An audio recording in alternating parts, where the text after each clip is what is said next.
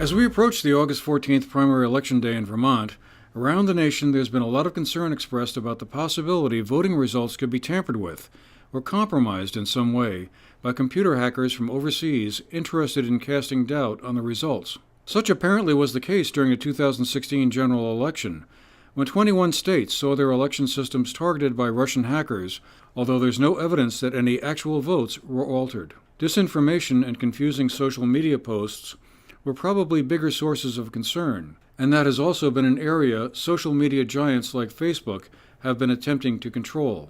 But U.S. intelligence agencies continue to believe the risk to actual voting systems, state by state, remains a worry going into the 2018 midterm elections. Here in Vermont, Secretary of State Jim Kondos noted that election systems are monitored daily for reports of suspicious activity, and that several layers of firewalls exist to thwart would-be penetrators.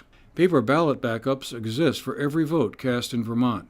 Most importantly, Kondos said, our decentralized low-connectivity election system is our greatest asset and protection. The machines used to tabulate ballots in Vermont are not connected to the internet or to each other, and every vote cast in Vermont has a paper ballot that can be audited. We spoke with Dorset Town Clerk Sandy Pintono to get the local takeaway, and she underscored those points as well. Well, each voting machine in the state of Vermont that is used by the towns that use the voting machines is self-contained, so they're not connected to anything.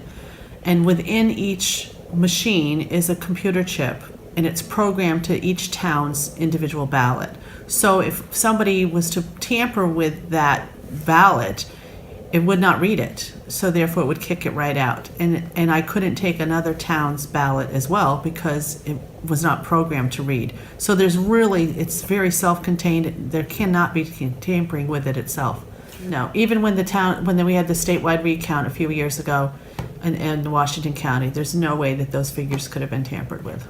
Never have I ever questioned the authenticity of our elections at all. Election tampering through cyberspace may be part of the new 21st century reality, at least for now, but at least here in Vermont, voters have good reason to feel the voting results that will be reported the night of August 14th during the upcoming primary, and those they will cast later this year during the general election are valid and accurate. For the GNAT-TV News Project, I'm Andrew McKeever.